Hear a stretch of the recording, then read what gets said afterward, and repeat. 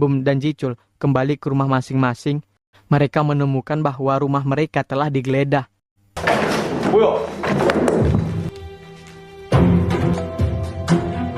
Hwajung yang khawatir berlari ke lemari pakaian dan mengeluarkan sebuah kotak kayu, membukanya, dan ternyata buku catatan tahun 1979 yang hilang ada dengan Hwajung.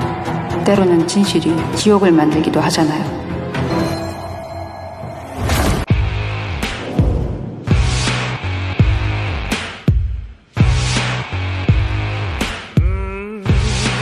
Ji-ah telah mencari melalui arsip pengusiran hantu dan telah menemukan catatan yang mencapai ratusan tahun yang lalu, yang menceritakan peristiwa bencana setelah penampakan orang tak berwajah.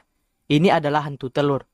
Ji-ah menebak bahwa arwah para korban yang terbunuh oleh api sungsik telah membentuk hantu telur dan merasuki anak tak berwajah yang dibawanya ke Daebak Realty. Catatan menyatakan bahwa hantu telur tidak dapat diusir dengan penusuk roh, yang menurut Ji-ah akan diketahui oleh ibunya atau Mijin. Tapi dia dengan jelas mengingat Mijin menggunakan penusuk roh hari itu. Ji-ah berasumsi bahwa dia tidak bisa mengusir roh Mijin karena dia tidak menggunakan cenayang yang cukup kuat.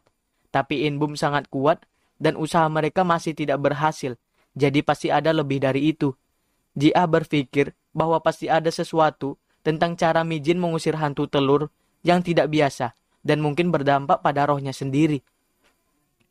Hwajung bertanya pada Ji-ah mengapa dia tetap menggali arsip dan Ji-ah mengatakan kepadanya bahwa dia sedang mencari catatan dari tahun 1979 yang tampaknya hilang. Dia mengingat bahwa dia menemukan In Bum mengobrak-abrik file kasus lama sebelumnya. Jicul dan In Bum sedang berbicara dengan polisi setelah van dan kamar mereka dibobol dan barang elektronik mereka dicuri. Ji-ah bertanya langsung pada In Bum apakah dia mengambil catatan pengusiran setan neneknya, dan dia bilang tidak. Mengikutinya kembali ke kantor, mengeluh karena dituduh tanpa bukti. In Bum mengagumi jumlah dan usia buku catatan pengusiran setan yang dimiliki Ji-ah, yang diturunkan oleh nenek moyangnya. Dan Ji-ah memberitahunya bahwa dia berniat menjadi orang yang mengakhiri tradisi keluarganya. Pengusiran hantu telah menguasai seluruh hidupnya, sampai-sampai dia kadang-kadang merasa seolah-olah dia akan ditelan olehnya, dan dia tidak ingin melakukan itu pada anaknya. In Bum meyakinkan bahwa dia bukan seseorang yang akan kehilangan dirinya semudah itu. Direktur Do telah mengirim anak buahnya di rumah nenek In Bum yang berada di desa. Sekretaris Choi berpikir itu tidak mungkin. In Bum sudah tahu apa yang terjadi 20 tahun yang lalu, sejak dia mencoba menghubungi orang-orang yang mengenal Sungsik untuk mendapatkan informasi. Tetapi Direktur Do tetap yakin sebaliknya, mengingat apa yang dikatakan In Bum kepadanya di gudang yang ditinggalkan. Tiba-tiba sebuah lemari pajangan kaca di kantor retak, tepat di atas foto upacara peletakan batu pertama Golden Apartment.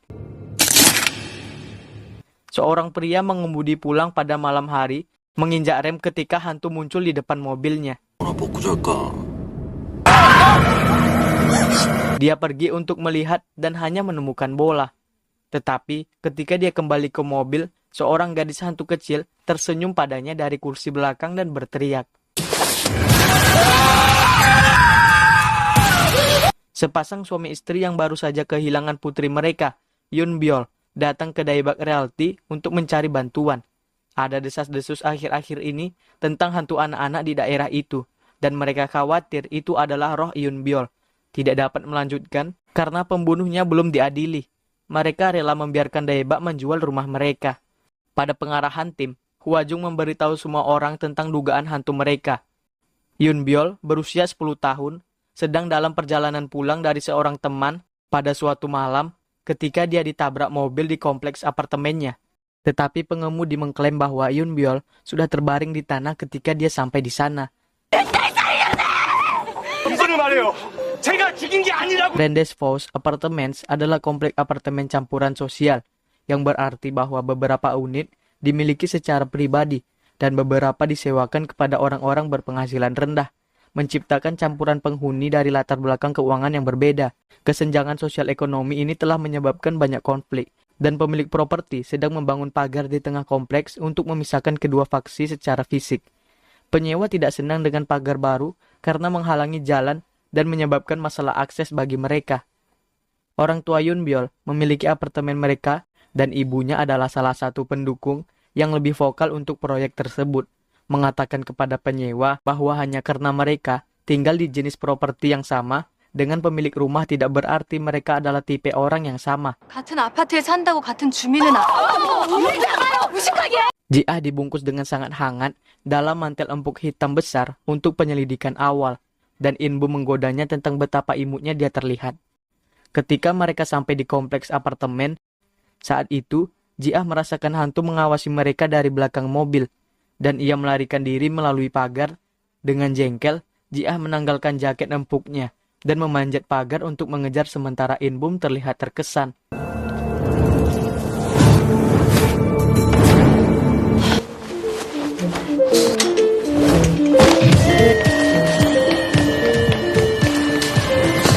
Inbu mengajar Jiah yang kelelahan. Jiah memperhatikan hantu itu mengintip dari balik bahunya dan memerintahkannya untuk diam saat dia mencoba untuk melihat wajah gadis itu dengan baik. Tapi mereka diinterupsi oleh seorang penjaga keamanan. Ketika Ibu Yun Byul tiba untuk memberitahu Jiah dan Inbum sebagai tamunya, anak hantu itu memanggilnya tanpa suara dan berlari untuk memeluknya, tapi langsung melewatinya. Menyaksikan ini, Jiah menegaskan bahwa roh yang terperangkap itu memang Yun Byul. Pulih dari keterkejutannya, Ibu Yun Byul bertanya pada Jiah, apakah dia bisa berada di sana untuk pengusiran setan. Jadi, Yun Byul tidak akan sendirian saat dia pergi. Tapi Jiah dengan tegas menolak. Inbum menatapnya dengan menilai. Sosok misterius mengawasi Inbum saat dia berjalan kembali ke restoran. Itu adalah Taejin, yang terlihat seperti tidur nyenyak untuk sementara waktu. Inbum mengundangnya untuk minum dan Taejin mengatakan kepadanya bahwa Direktur Do membuangnya setelah dia gagal membuat Jiah menandatangani propertinya. Taejin takut pada Direktur Do dan meminta pekerjaan di Daebak Realty, berharap mereka bisa melindunginya. Sekawanan wanita berpakaian bagus tiba di kantor keesokan harinya, dan menerobos melewati Jiah saat dia mencoba memberitahu mereka bahwa mereka tutup. Mereka datang karena mereka mendengar bahwa Daebak menangani penjualan apartemen keluarga Yun Byul, dan mereka ingin menetapkan beberapa aturan dasar. Para wanita memberitahu Jiah bahwa Ibu Yun Byul sedang emosional saat ini, dan membuat kesalahan dengan datang ke Daebak. Dan Jiah menegur mereka karena lebih peduli dengan nilai properti daripada kematian seorang anak. Mereka memberitahu Jiah bahwa apa yang terjadi sangat menyedihkan, tetapi mereka seharusnya tidak semuanya harus menderita karenanya. Dan Jiah marah pada keegoisan mereka, memerintahkan mereka untuk pergi. Pengusiran hantu harus dilakukan di luar ruangan, yang berarti bahwa Duparo akan terbakar lebih cepat dari biasanya, memberi mereka waktu terbatas untuk bertindak. Huajung telah memberitahu penjaga keamanan yang berpatroli untuk memastikan tidak akan ada gangguan. Saat Jiah dan Inbum bersiap-siap, Ibu Yun Byul tiba dan berlutut di depan Jiah, memohon dengan putus asa untuk diizinkan tinggal, sehingga dia bisa berada di sana saat roh Yun Byul pergi. Jiah mengalah dengan syarat Ibu Yun Byul setuju untuk memakai penutup mata dan tetap berada dalam lingkaran garam kecil, tidak peduli apa yang dia dengar. Ibu Yun Byul adalah umpan yang sempurna. Dan Yun Byul segera muncul, tetapi dihentikan untuk mendekatinya oleh penghalang garam. Saat dia memanggil ibunya tanpa suara, Inbum melepas kalungnya dan hantu itu masuk ke dalam tubuh Inbum. Ibu Yun Byul dapat mendengar suara putrinya memanggilnya sekarang. 엄마. Dan secara naluriah menuju ke sana, memecahkan lingkaran garam di sekelilingnya. Dia melangkah ke ruangan hitam tanpa ciri dan melihat Yun Byul berdiri di seberangnya. Menangis, Yun Byul meminta maaf kepada ibunya karena melewatkan akademi belajar untuk bermain dengan temannya pada hari dia meninggal. Dia telah diperintahkan untuk tidak bergaul dengan anak-anak dari keluarga penyewa. Tetapi ketika ibunya terlalu sibuk memperebutkan bangunan tembok untuk mengantarnya ke akademi, dia malah pergi bermain sepak bola dengan mereka. Yun Byul terlambat pulang ke rumah malam itu, jadi dia mencoba memanjat pagar yang memisahkan bagian penyewa dan pemilik properti dari kompleks apartemen. Alih-alih berjalan jauh, dia jatuh dan kepalanya terbentur beton yang membunuhnya.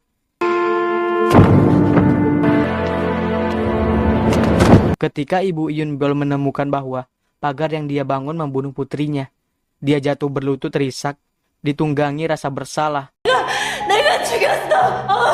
Yunbyul memeluknya sebelum semangatnya menghilang. Dan kembali pada kenyataan, penusuk roh larut di tangan Ji-ah.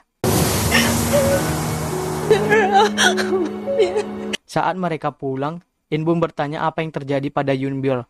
Dia tidak mendapatkan ingatannya seperti biasanya. Ji-ah menjelaskan bahwa dia berhasil mengusir roh tanpa menusuknya dengan penusuk. Pertama kali dia melakukan itu. Hwajung menunggu Ji-ah dengan cemas saat dia kembali. Ji-ah bertanya apakah dia adalah orang yang memberitahu Ibu Yunbyul bahwa mereka akan berada di sana. Dan Hwajung mengatakan dia adalah orang yang buruk yang membunuh anaknya dengan tangannya sendiri. Jadi dia tidak bisa mengabaikan orang lain yang berduka. Duduk di mobilnya, Hwang Jung berpikir kembali ketika dia masih remaja yang diwawancarai oleh detektif Kang Han-suk setelah membunuh. Hwajung bertemu dengan petugas yang bertanggung jawab atas kasus Mijin dan dia memberitahu bahwa Ji-ah masih menggali masa lalu. Dia menolak permintaannya untuk file kasus bunuh diri Sung-sik, tapi dia khawatir dia akan menemukan sesuatu jika dia terus mencari. Hwajung mengatakan dengan tegas bahwa dia akan memastikan itu tidak terjadi. Detektif Kang dikunjungi oleh orang tua Yunbyul yang mengatakan kepadanya bahwa putri mereka tidak terbunuh oleh mobil, tetapi karena terjatuh. Mereka mendengarnya dari anaknya sendiri. Detektif Kang bingung dan langsung curiga atas mengetahui keterlibatan Daebak Realty. Detektif Kang telah mencari Daebak Realty dan telah menemukan jaringan kusut dari koneksi yang mencurigakan. Hwajung adalah orang yang melaporkan insiden di mana Mijin meninggal 20 tahun yang lalu. Dan 2 hari kemudian, Sung-sik yang hadir di tempat kejadian telah bunuh diri, meninggalkan catatan bunuh diri yang mengklaim bertanggung jawab atas kematian serangan pembakaran yang mematikan. Sebelumnya, polisi telah menduga Golden Development, sekarang dikenal sebagai konstruksi Doha, bertanggung jawab atas kebakaran tersebut. Tetapi pengakuan Sung-sik dengan mudah membebaskan mereka. Detektif Kang mengira Sung-sik telah menyalakan api atas perintah pengembangan Golden, yang kemudian mengatur agar Mijin membunuhnya untuk menutupi jejak mereka. Ada yang tidak beres dan Mijin malah mati. Dan tak lama kemudian Golden Development membunuh Sung-sik dan menyamarkannya sebagai bunuh diri.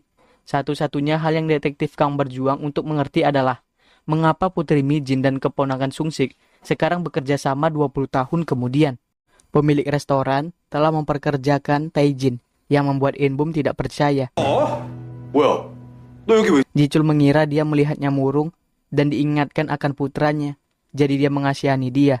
Sementara itu Taejin bertemu dengan beberapa mantan anteknya untuk memberitahu mereka bahwa dia berencana untuk mempelajari kelemahan In-bum dan Ji-ah dan memenangkan kembali tempatnya di sisi Direktur Do. Berpikir tentang anak laki-laki tak berwajah, Ji-ah ingat Hwajung mengatakan kepadanya bahwa keponakan Sung-sik pergi dari Grid setelah menyelesaikan sekolah dan memutuskan untuk menindaklanjuti petunjuk itu. Ji-ah tiba di rumah ibu Sung-sik dan menemukannya terbaring di dalam kesakitan, jadi membawanya ke dokter setempat. Dalam perjalanan kembali, Ji-ah bertanya mengapa dia tidak menghubungi anak-anak atau cucunya, dan dia menjawab bahwa anak-anaknya sudah meninggal, dan dia belum mendengar kabar dari cucunya sejak dia meninggalkan rumah. Saat makan, nenek In-bum bertanya pada Ji-ah, apakah dia mencari In-bum karena dia berutang sesuatu padanya, dan Ji-ah membeku saat mendengar nama itu. Dengan panik mencari kamar masa kecilnya, Ji-ah menemukan foto lama yang menegaskan bahwa cucu wanita tua itu memang In-bum yang dia kenal.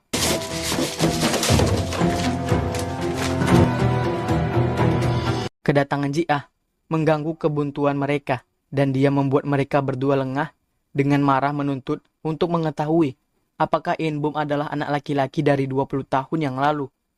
Dia ingin tahu apa yang terjadi pada ibunya. 20년 전 그